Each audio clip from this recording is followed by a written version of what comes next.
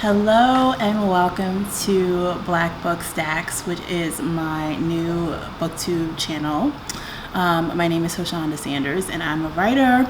I have been a journalist for a long time, and this is my first foray into YouTube, booktube, and I know it's a little bit late, that YouTube has been going on for quite a while and booktube has been around for even longer, but I thought that since the channel that I had been looking for had not been started by someone with my experience, that I thought that it might be good to join the community and add that voice.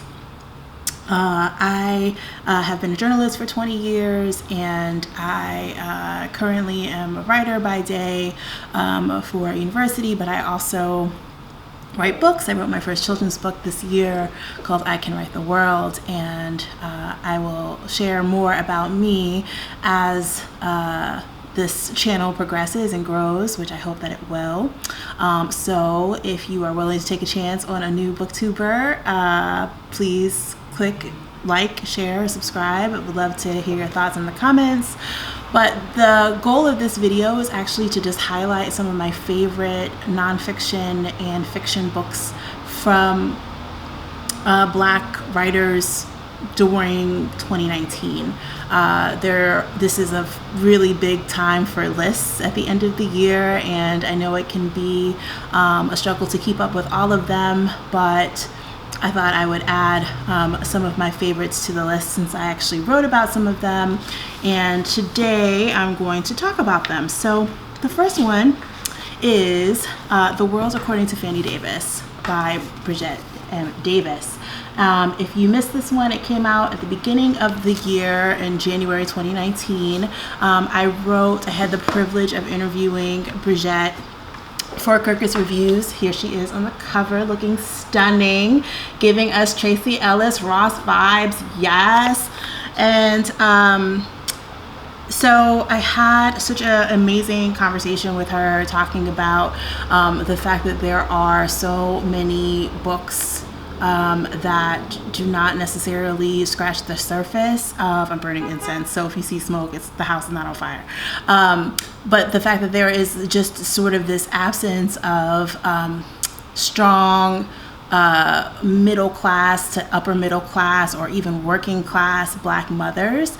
And what I love so much about this book, I mean, anyone who knows me has heard me rave about sort of the opening scene. There's a wonderful story about young Bridget, who essentially is in class, and her white teacher notices, this is in the Detroit area if I'm remembering correctly, but her white teacher basically like notices that she comes to school like with her feet lit, like she just has like the cutest shoes all the time, and asks her sort of how many pairs of shoes do you own, and I won't give too much of it away. You should 100% read it, but it's my favorite scene just because like it is essentially like the teacher is singling her out for having things, which it's almost like Black people are not allowed to have those things. And when her mother hears the story, she's like, let's go.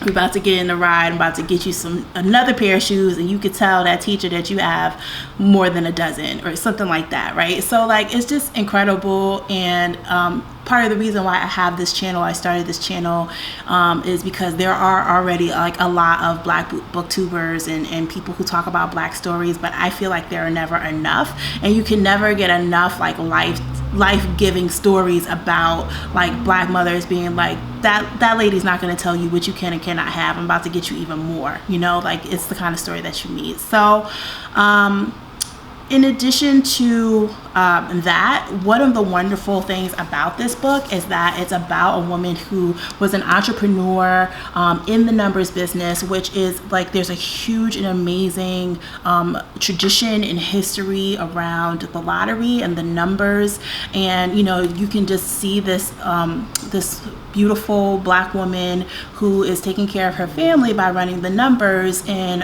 pretty much an all-male game. Whenever we hear any stories about the numbers or lottery, or people running businesses out of their homes, or even if you hear like Black folklore about the numbers, it's usually connected to like something shady or something tragic happens to the Black woman.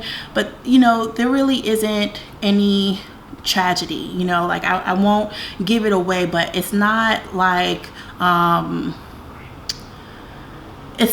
she's like this malign, toxic, I'ma beat your butt type mama. Like, she has some of that sass, and she has some of that, like,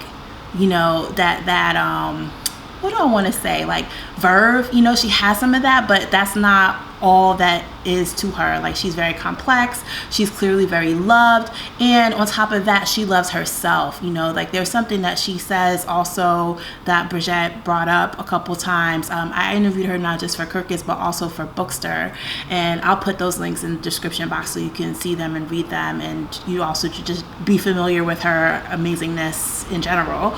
But one of the things she says is, if I don't have shoes, then you don't, like, if I'm not looking good, you're not looking good, kind of thing. So that kind of takes out of the equation this sort of long-suffering matriarch that is such a common trope in literature and in narratives. And so I wanted to pay homage to what a wonderful job that Bridget does. And writing about her mother's life in the Detroit Numbers is also like a quintessential American story. There are people like Denmark Vesey who won the lottery and then built Mother Emanuel AME Church, which, of course, we know is the site of a shooting that was very well publicized, and all of those things. But before it was basically known only for tragedy, it was this place of uplift. It was this place of edification, essentially, for people, right? And so